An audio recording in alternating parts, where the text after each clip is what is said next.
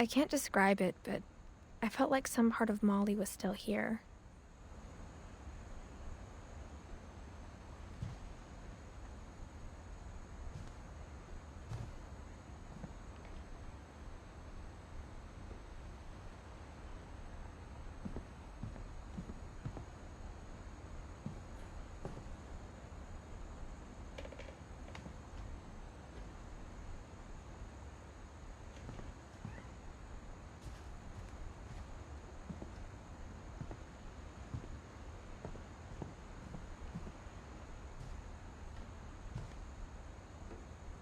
I got the sense Edie had spent a lot of time here, before my mom sealed the doors.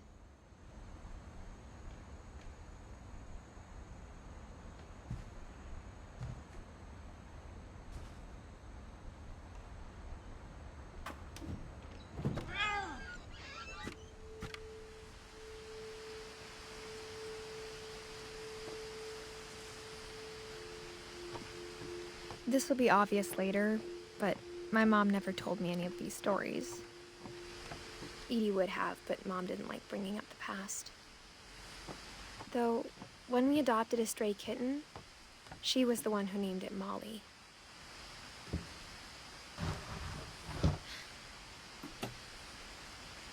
I spent a lot of time in Great-Grandma Edie's room.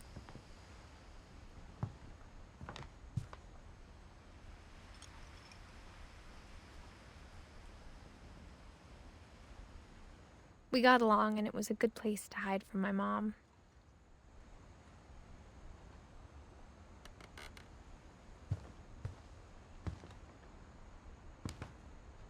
Her room was like a museum.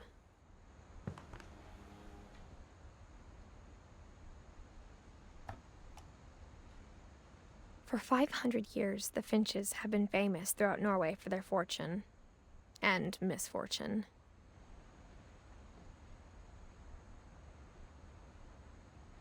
Odin Finch buries the latest victims of the family curse, his wife Ingeborg and their newborn son, Johan. On January 7th, 1937, he set sail with his family and his house, hoping to leave the curse behind. But 40-foot waves off the coast of Washington send the house and Odin to the bottom of the sea. Odin's daughter Edie, with husband Sven and baby Molly, step ashore on their new home, Orcas Island. Odin Finch is the first to be buried in the new family cemetery. His daughter Edie is already dreaming of a new Finch house.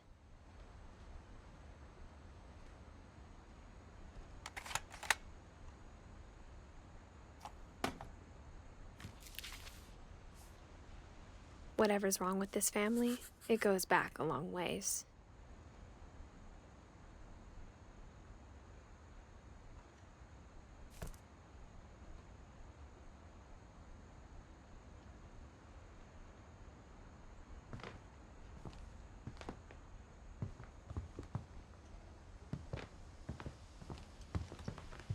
Louis died a week before we left, but Edie had already started to memorialize him.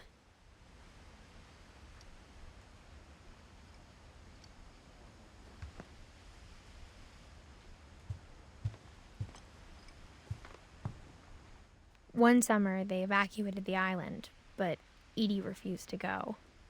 For a few weeks, she was a celebrity.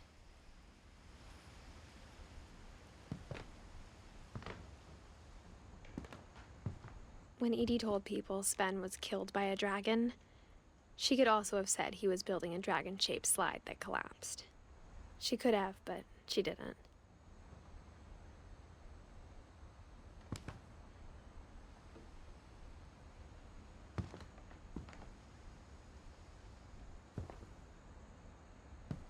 Even in her 90s, sometimes Edie seemed a lot younger than my mother.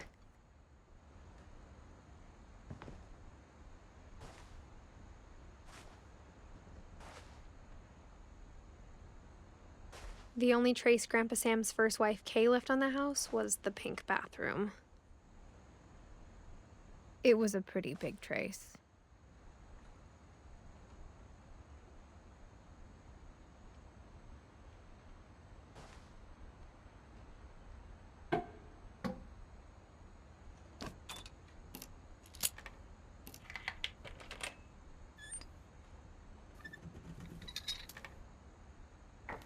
There's a secret in this bathroom. It's in the last place you would look. It isn't in the cupboard. It's hidden in this book.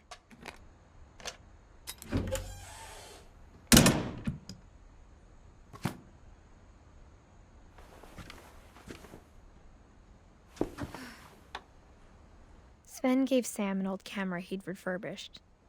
He never put it down.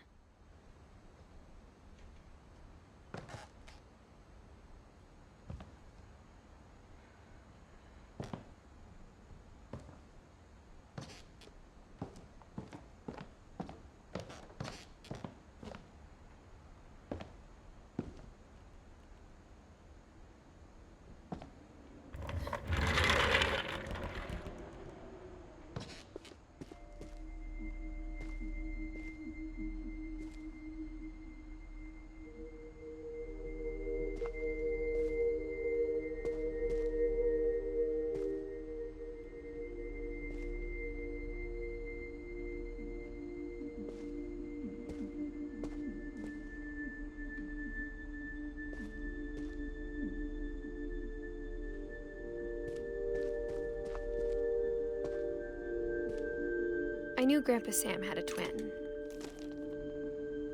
and that he never talked about him. I guess my grandpa didn't like history any more than my mom did.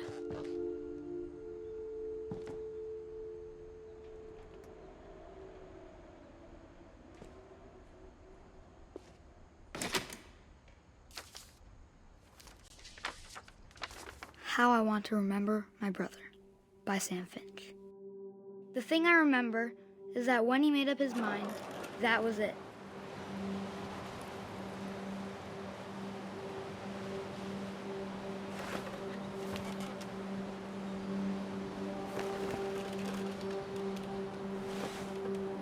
My brother said he'd die before he ate another mushroom, and he did.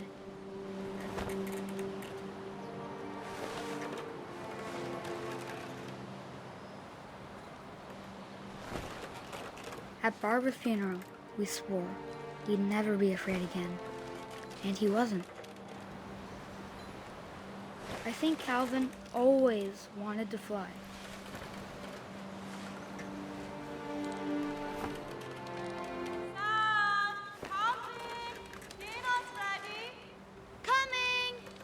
But that day, he finally made up his mind to do it. I told him going around was impossible. Maybe if I hadn't said that.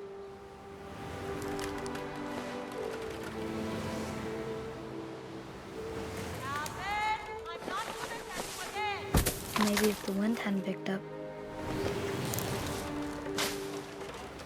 Then maybe he'd still be here. But I doubt it. I think he'd already made up his mind. That's what I want to remember about my brother.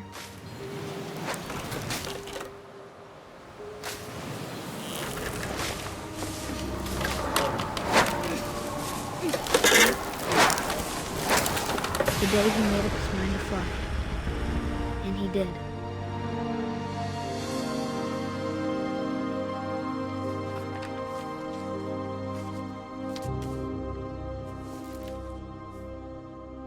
Calvin's story felt strangely familiar.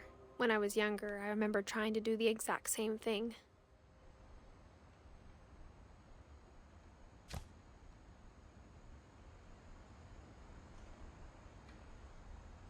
After the funeral, Edie roped off Calvin's half of the room.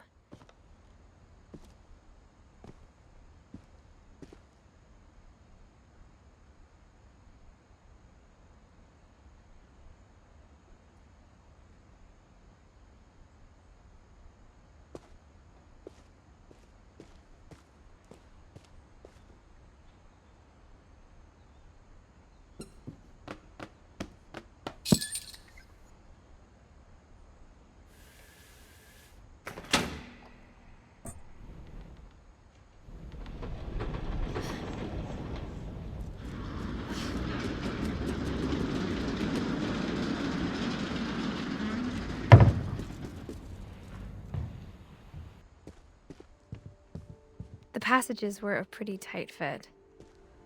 They'd obviously been built for smaller hands and bellies.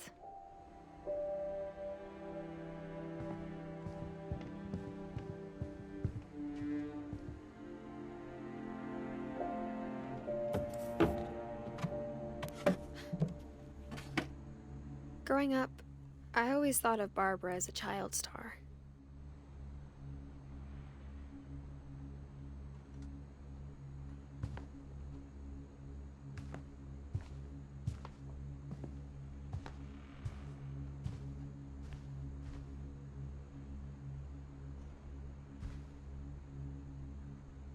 I never thought about how hard it must have been for her afterwards.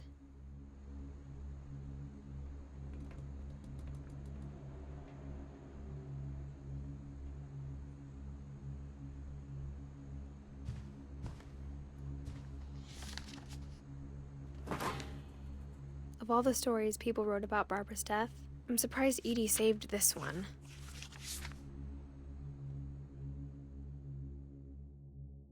Old Jack here with another ghastly tale inspired by America's most unfortunate family. I'm calling it The Surprise Ending of Barbara Finch. As a child star, Barbara was famous for her scream. Now at 16, she was all washed up. A has-been. But in a lucky break, she'd been asked to perform her signature scream at a local convention for monster movie fans. It was just the boost her career needed. Unfortunately, her scream hadn't aged well. Getting better. I think you just need the right motivation. Her biggest fan and current boyfriend, Rick, was about to demonstrate when... Now that was a great scream. It was Barbara's father, Sven. He'd slipped into a table saw and had to be rushed to the emergency room. So Barbara got stuck babysitting her youngest brother, Walter. Her convention comeback was cancelled. Okay, I'm hearing frustration, but I'm not hearing terror. What if I tried... A gang of hoodlums in Halloween masks have been terrorizing Orcas Island tonight. Police are urging residents to... That came from the basement. You're right! Also, I loved your delivery on that. Why is your basement door locked? Because my dad likes making puzzles and secret passages. There's a key hidden in the music box. The secret is to keep winding and winding until finally the key pops out. Thanks, babe. I'll be back in a sec. 20 minutes later, Rick hadn't returned. So Barbara went to look for him, right on cue. She reached for the music box. And as she wound the key, she listened for Rick, but the house was silent.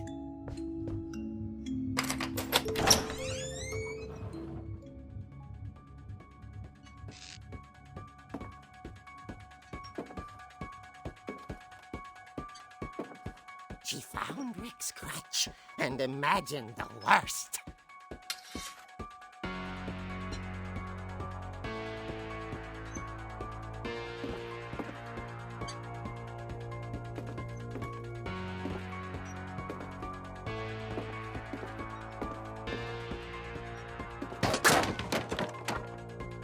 The gang's leader is the infamous Hookman killer, Dr. Carl Hamill, who impaled and then ate his family 10 years ago tonight.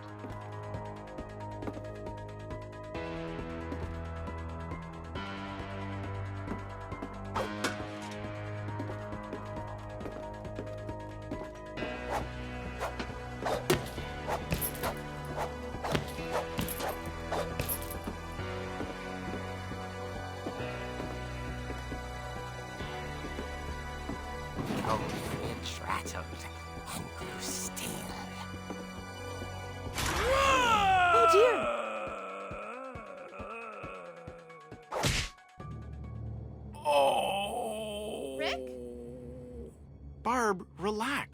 was just trying to scare you to help you find your scream. Well, I'm not scared, Rick.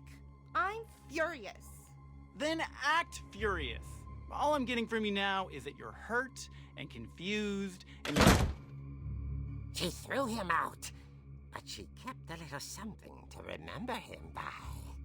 Barb, have you seen my other crutch? And she was still holding it when she fell asleep watching the late picture show. Hours later... Barbara! Walter, what's going on up there? Ah! Okay, I'm coming up, but if this is a trick, you're dead, Walter.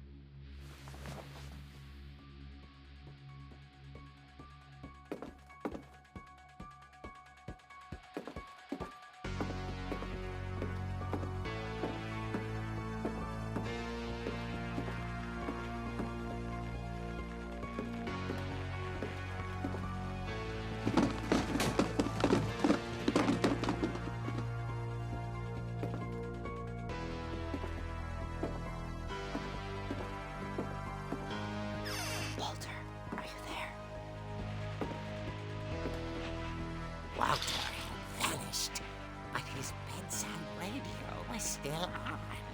Orcas Island police describe the man as 6 feet tall, with a steel hook for a hand.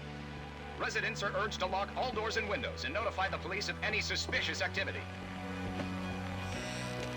Barbara turned, saw the hook man, and was speechless. He was quite smashing. And he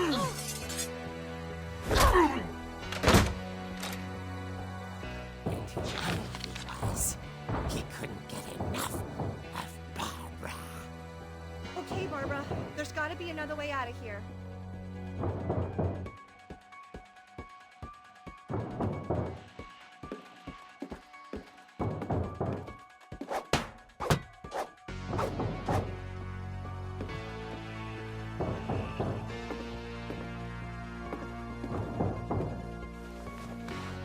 That night, she played her part beautifully.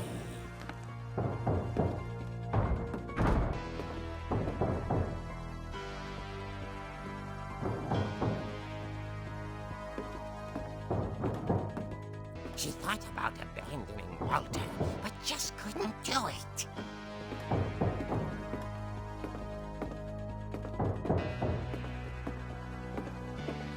Molly's door hadn't been opened in years. The hinges groaned.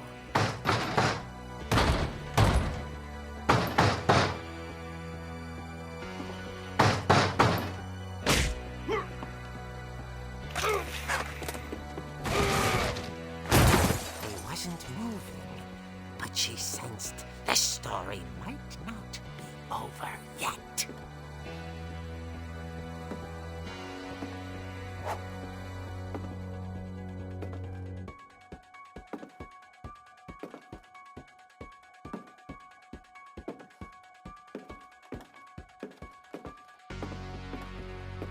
The hookman had vanished.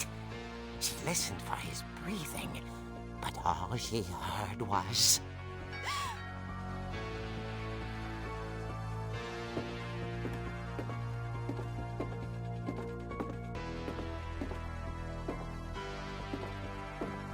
At the door, she heard whispering.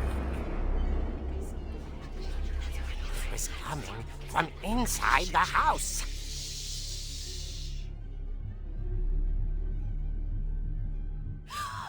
Oh dear. The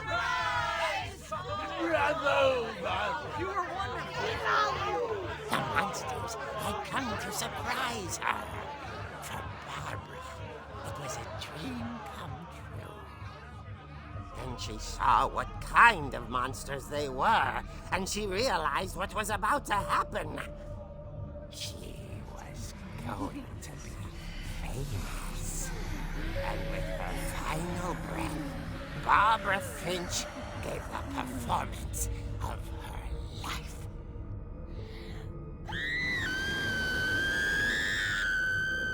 I wasn't there myself, but Barbara was magnificent. Poor girl. She had a taste for stardom. But unfortunately, so did her fans. Of course, the police blamed it all on poor Rick, who disappeared the same night. And little Walter? Hiding under his bed the whole time. He took it all pretty hard, but that's another story. As for Barbara, tucked inside the music box is all they ever found of her. Her ear. Now that's what I call a real eerie tale.